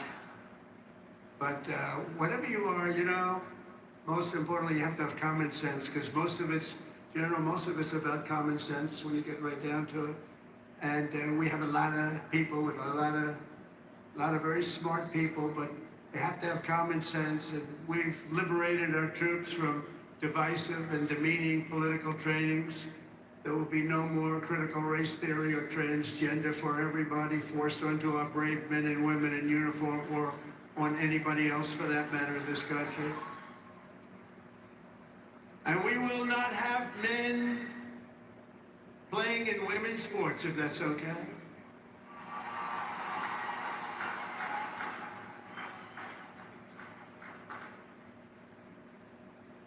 I mean, I wouldn't want to have to tackle, as an example, Bryson as a man. But I don't think a lot of women want to tackle him. I don't think so. How crazy is it? Men playing in women's sports, how crazy is it? So ridiculous, so demeaning to women. And it's over. That's over. We've ended it.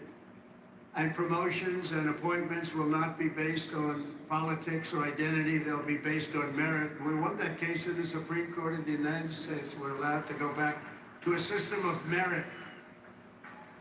We're a merit-based country again today.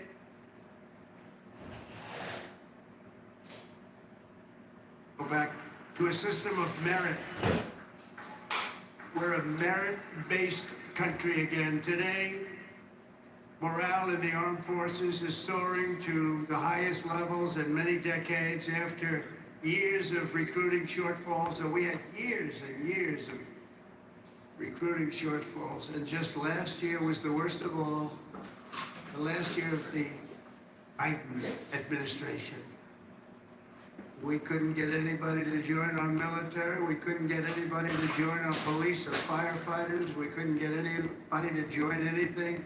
And right now, just less than a year later, we just set a brand new peacetime recruiting record. The most people joined, and we are brimming. In fact, be careful. There's somebody going to try to take your job. Be careful. You better be good. We are brimming with confidence, and we're brimming with people. We had the best recruiting month that we've had in memory. Nobody remembers anything like it. And that's all because they have spirit now. They have spirit. They have a spirit for our country. And now everybody wants to be doing what you're doing. Think of that. So it's really a great honor, I will say. And I'm pleased to report that by next week, the Army is expected to surpass its recruiting targets for the entire year, something that hasn't happened in 28 years where we've had that. So that's pretty good.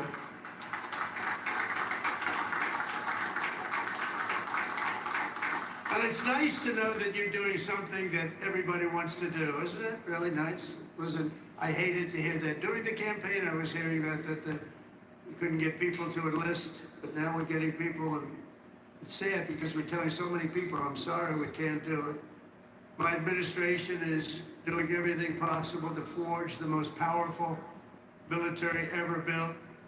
But ultimately, the task of keeping America strong and safe in the years ahead is going to belong to you. Among you are the lieutenants, majors, colonels, and generals who lead the Army for the next 10, 20, 30, and even 40 years. So as Commander-in-Chief, let me offer a few words of advice as you begin your Army careers. And I thought I'd do this, and I can make this to a civilian audience or to a military audience. It's pretty much the same. And I did this recently at Ohio State, and they really liked it. I gave them a little advice as to what I see for what you want to do and some tips. And first of all, and you've already done it, different from civilians, they're making their decision right now. You've already made your decision. I love your decision. You have to do what you love. You have to do what you love. If you don't love it, you'll never be successful at it. And you've done this, and you really, many of you in the audience, many of you that are graduating, you come from military backgrounds, or you love the military. It's what you want to do. It's what you want to talk about. One thing I see about people that love the military, that's all they want to talk about. I'll be out to dinner, and generals, if they love their job, usually the only good ones are the ones that want to talk about it all the time. But if they talk, that's what they want to talk about. I rarely, really very rarely see somebody who's successful that doesn't love what he or she does. You have to love what you do. In your case, the military is what you chose, and I'll tell you what, you cannot go wrong. You're going to see it too. You're going to love it more and more with time. You know, I work all the time. That's all I do is I work, whether it's politically or before that. I was a really good businessman, in case you haven't heard, really good. But I was good because I loved it. I loved it. I learned from my father a little bit. My father was a happy guy, and all he did was work. He'd work Saturdays, Sundays. He'd work all the time, and he was a happy guy. He just loved life.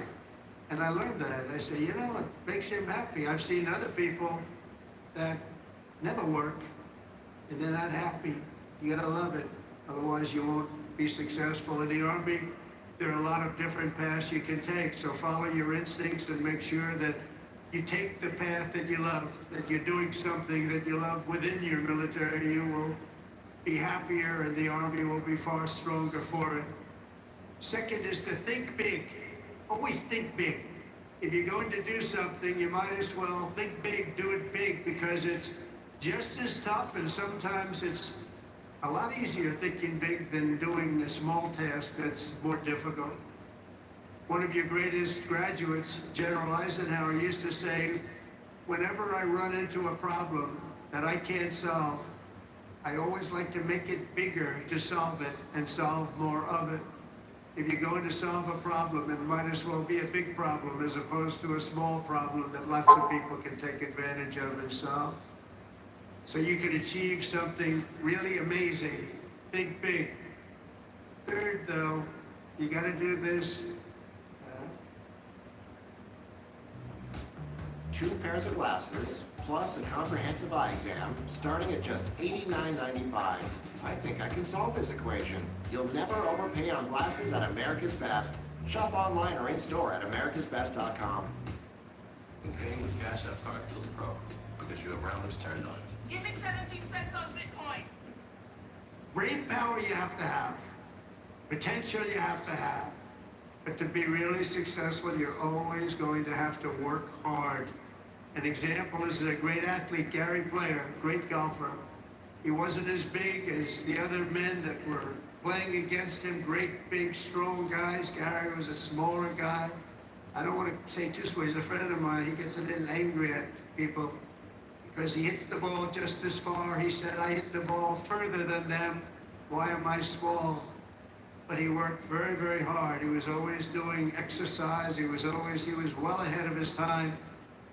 He never stopped. He won 168 golf tournaments. He won 18 majors, 9 regular and 9 on the senior tour. 18 with 168. That's the most tournaments internationally, the most tournaments anybody's ever won. But he made a statement years ago, and I heard it. He's the first one. I think I've heard it a couple of times since, but he was the first. He said, it's funny. The harder I work, the luckier I get. And think of that, the harder I work, the luckier I get. And he worked hard, and you're working hard, and the harder you work, the luckier you're gonna get. Fourth is, don't lose your momentum. Momentum's an amazing thing. Keep it going. I tell a story sometimes about a man who was a great, great real estate man. It was a man who was admired for real estate all over the world, actually, but all over the country. He built Levittowns. He started as the man who built 1 house. Then he built 2, then he built 5, then he built 20, then he built 1,000, then he built 2,000 and 3,000 a year. And he got very big, very big. He was great at what he did. You see him all over the country, still Levittowns. It's a long time ago, but he was first of the really, really big home builders. And he became very rich, a very rich man. And then he decided to sell. He was offered a lot of money by a big conglomerate, Gulf and Western, big conglomerate. They didn't do real estate. They didn't know anything about it, but they saw the money he was making. They wanted to take it to a public company. And they gave him a lot of money, tremendous amount of money, more money than he ever thought he'd get. And he sold his company, and he had nothing to do. He ended up getting a divorce, found a new wife. Could you say a trophy wife? I guess we can say a trophy wife. It didn't work out too well, but it doesn't, and that doesn't work out too well. I must tell you, a lot of trophy wives doesn't work out. But it made him happy for a little while at least. But he found a new wife. He sold his little boat, and he got a big yacht. He had one of the biggest yachts anywhere in the world. He moved for a time to Monte Carlo, and he lived the good life. And time went by, and he got bored. And 15 years later, the company that he sold to called him, and they said, the housing business is not for us. You have to understand, when Bill Levitt was hot, when he had momentum, he'd go to the job sites every night. He'd pick up every loose nail. He'd pick up every scrap of wood. If there was a bolt or a screw laying on the ground, he'd pick it up and he'd use it the next day in putting together a house. But now he was spoiled, and he was rich. He was really rich. And they called and they said, this isn't for us, this business. We do other things. Would you like to buy it back? We'll sell it back to you cheap. And they did. He bought it. He bought it. He thought he made a great deal, and he was all excited. But it was 15 years later. He lost a lot of momentum. Remember the word momentum. And he lost everything. It just didn't work. He lost everything. And I was sitting at a party on Fifth Avenue one night, a long time ago, and you had the biggest people in New York, the biggest people in the country, all in that party, and they were all saluting each other, how great they were. They were all telling each other, I'm greater than you. Gets me really, gives you a headache sometimes. But they had all these people, they're telling their own stories about how fantastic, a cocktail party, and I looked over, and I was doing well. I was invited to the party, so I had to be doing well. I was very, very young. But I made a name in real estate, and I looked over, and at the party, sitting in a corner all by himself, nobody was talking to him, was Mr. Levitt. He had just gone bankrupt, lost everything. He lost everything, his home, everything. And I went over and talked to him because he was in the real estate business, and I loved real estate. And I said, hello, Mr. Levitt, how are you? He said, hello, Donald, it's nice to meet you. He knew me from being in the business. I said, so how's it going? He goes, not well. It's really not going well, as you probably read. It's been a very, very tough period for me, son. I said, so what happened? Is there anything you can do? He goes, no, there's not a thing I can do. He said, I'll never forget. He said, I've lost my momentum. I just didn't have it. I used to have it, but I lost my momentum. So it's a story I tell, and you have to know when you have the momentum, but sometimes you have to also know when you've lost the momentum. And leaving a field sometimes, leaving what you're doing sometimes is okay. But you gotta have momentum, but you have to know that momentum's gone. You have to know when to say, it's time to get out. And it's a very sad story. I remember that story so well, like it was yesterday. Fifth, you have to have the courage to take risks and to do things differently. Eisenhower, again, was threatened with court-martials as a young officer for advocating a new doctrine of tank warfare. Billy Mitchell was thrown out of the Army for pioneering the use of air power. They say, what do you mean air power? Don't be ridiculous. People willing to try and do things differently. It's never going to be easy for them, but they're the ones that are going to really do the important things. They're the ones who are going to make history. So don't be ashamed and don't be afraid. This is a time of incredible change, and we do not need an officer corps of careerists and yes men and people that want to keep it going the way it's been, because it changes rapidly, especially what you're doing.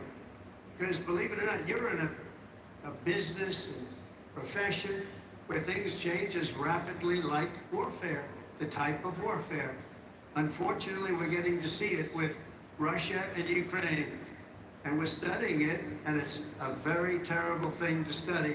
But we're seeing the different forms of warfare. We're seeing the drones that are coming down at angles and with speed and with precision. We've never seen anything like it. Never seen anything like it, and we're learning from it. But your profession changes very rapidly. You've got to be at the top of it. You've got to be right at the head of the needle.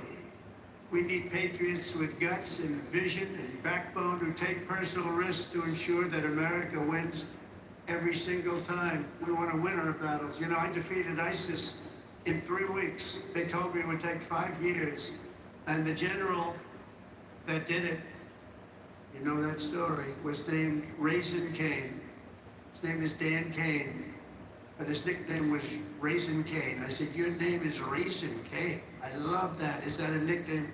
That's what they call me, sir. I love you, General. I think you're the guy I'm looking for. I want to know a guy named Raisin Cane, and he is now the head of the Joint Chiefs of Staff, and he's a highly respected man. And we defeated, think of it, ISIS. They said, how long in Washington? Sir, it will take 4 years to defeat them, maybe 5. And maybe we won't, because they're all over the place.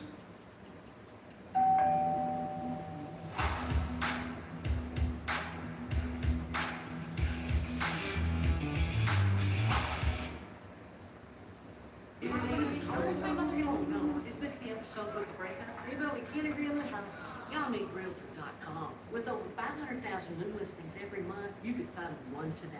Skip, better put a key ring on it. Realtor.com. And then I met a man that said we can do it in 3 weeks, and he did it, 3 weeks. And that's why he's the head of the Joint Chiefs of Staff right now. And we did things that nobody thought were possible. We've had great military success. When you have the right leader and you have the right people, when we have the right people, you can have tremendous success. 6, never lose your faith in America and the American people, because they're always going to be there for you. I went through a very tough time with some very radicalized, sick people. And I say I was investigated more than the great late Alphonse Capone. Alphonse Capone was a monster. He was a very hardened criminal. I went through more investigations than Alphonse Capone, and now I'm talking to you as president. Can you believe this? Can you believe it? So you gotta fight hard, you gotta never give up, and don't let bad people take you down. And you gotta take them down. A lot of bad people out there, and those people, you have to figure it out. But you also have a lot of great people. Finally, hold on to your culture and your traditions, because that's what makes something really great, and that's what's made the Army great. The culture and the tradition. Whether we're talking about a battalion, a business, a sports team, or even a nation, history has shown that in many ways, culture is destiny. So do not let anyone destroy the culture of winning. You have to win. Winning is a beautiful thing. Losing, not for us. Not for us. Not for anybody here. If it was, you wouldn't be here. From the earliest days of our nation, this supreme tradition of American military service has been passed down from soldier to soldier and generation to generation, and it's a beautiful thing to watch. Graduating today is Cadet Ricky McMahon, Ricky's great-grandfather. Stand up wherever you are, Ricky, because you're going to like this. Ricky's great-grandfather served in World War I. His grandfather served in World War II. And his uncle, father, and mother all graduated from West Point. Where is Ricky?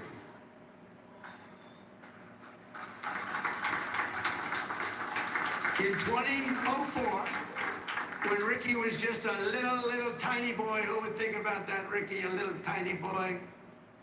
His dad, Lieutenant Colonel Michael McMahon, made the ultimate sacrifice for our nation in Afghanistan. Today, Lieutenant Colonel McMahon rests not far from here in the West Point Cemetery. Last year, 2 decades after losing his father, Ricky placed a gold chip from his dad's 1985 class ring into a crucible along 87 other rings were with it, of past West Point grads that were melted down to forge those now worn by the class of 2025. Do you all know that? Do you know that? What you're wearing? I want one. Ricky, I want one. Each of you will carry Michael's memory with you always as you continue the legacy he gave you, and gave you something that would be so proud. He would be so proud. He is proud. So he looks down. To Ricky and his mom, Jeanette, you embody what this place is all about. And I know Michael, he's up there, he's smiling broadly, so proud. He's so proud of you today, you know that. And he's a man that couldn't be, and he is a man that couldn't be more proud. And I want to just, I just love that story. And everybody's ring, they're going to remember you, they're going to remember your family, and most importantly, you're going to remember a great tradition. It's a great tradition of West Point and of winners.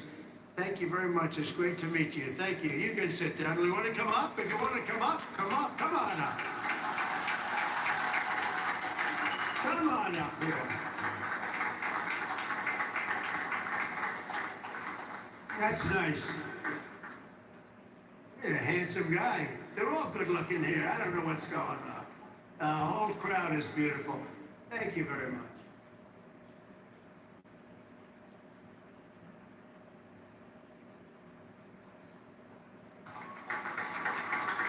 I'd like to thank my mother, I'd like to thank my family, and I'd like to thank G3, Go Gophers.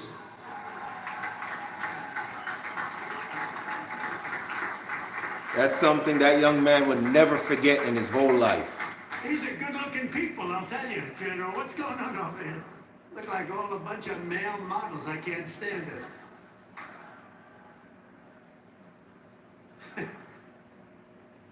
For 2.5 centuries, our republic has endured because of heroes like Michael. Man, what are you talking about? He went golfing. The man has been on a world tour since he's been president. You deserve a break. If I don't see him for another month, it's well worth it.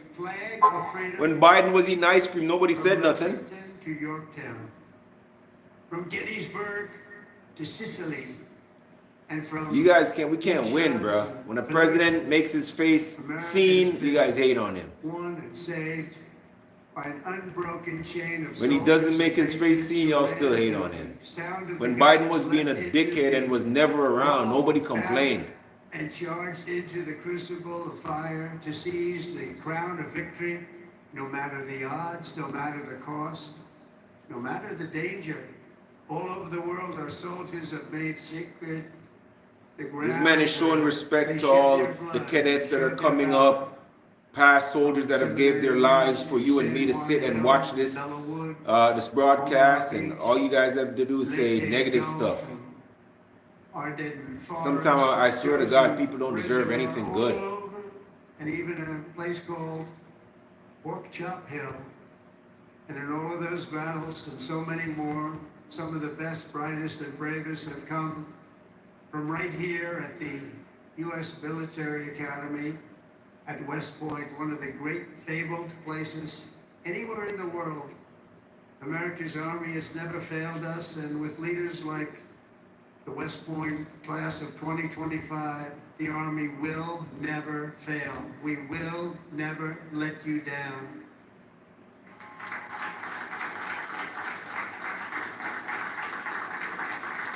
And over the last week, I had the honor of speaking to the heads of many countries, and they would say, 2 weeks ago, they say the 8th, they said, "Sir, we're celebrating the victory today of World War II." And I said, "Wow, that's nice." Then I call another one, unrelated. "Sir, we're celebrating the victory of World War II." Then I called up President of France on something also unrelated. He said, "Sir, we're celebrating our victory over World War II." I said, "Whoa, I see where this is going. We helped them a lot. Pretty much. And I had this. Russia talked to Putin about ending that terrible war that's going on. And he said they're having a big victory march. And they did lose, in all fairness, 51 million people. Absolutely. But they were all celebrating. The only country that wasn't celebrating was the United States of America. And I said, "Isn't it amazing? We were the ones that won the war. And we were helped. We were helped. In some cases, we had to help them. But we were helped by some of the nations." Absolutely right. Price down, border closed. Man, if that was all my vote gave me, I'm okay with that. If he does nothing else, I'm pleased. And we weren't even thought about. Nobody had a victory day, and so I named that special day and another special day from now on as a holiday, but a holiday where we work, because we don't have enough days. We're going to be having so many holidays, we're not going to be able to work anymore. But I named it for World War II, and a separate day in November, as you know, for World War I. I said, you know, all of these countries that participated in the war are celebrating, but the greatest country of them all, and the country that won the war, nobody even talked about. And so we're going to be talking about it too from now on, and I think you'll appreciate it. We won the First World War. We won the Second World War. Thanks to the 1911. We won them from right here at West Point. West Point won the war. We won 2 world wars. and plenty of other things. But you would think of it. We don't want to have a third world war. But we won the First World War. We won the Second World War right here from West Point. And that's something. And we're going to be talking about it. You know, they can talk about it. And in some cases, as you know, they didn't do too much to help. They were ground down. But they were celebrating victory. No, we're going to celebrate victory because we're the ones that won that war. Standing before you today, I know that you will never stop. You will never quit. You will never yield. You will never tire. You will never, ever, ever surrender. Never give up. Remember that. Never give up. It's another little factor I could have added. Never, ever give up. Raise your right hand. I pledge I will never, ever give up. You can never give up. You can never give up. If you do, you're not going to be successful because you'll go through things that will be bad. You're going to have great moments. You're going to have bad moments. You can never give up. Through every challenge and every battle, you'll stand strong. You'll work hard. You'll stay tough. And you will fight, fight, fight, and win, win, win.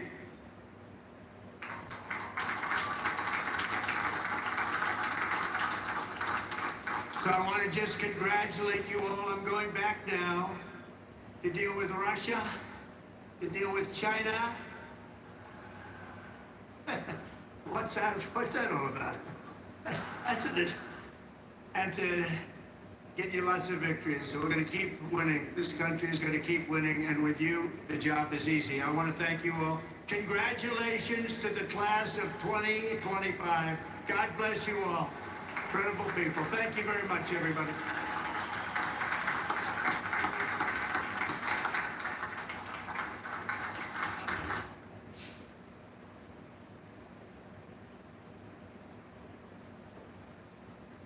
Ladies and gentlemen, at this time, please remain standing for the presentation of the class gift.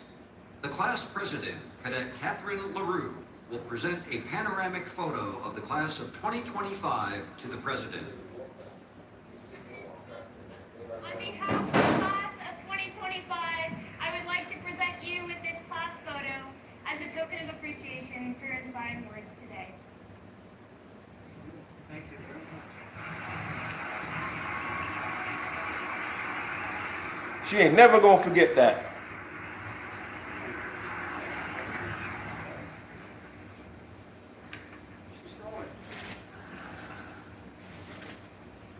Hey, attention. Hey, breathe. Up. Hey, breathe. That. Oh.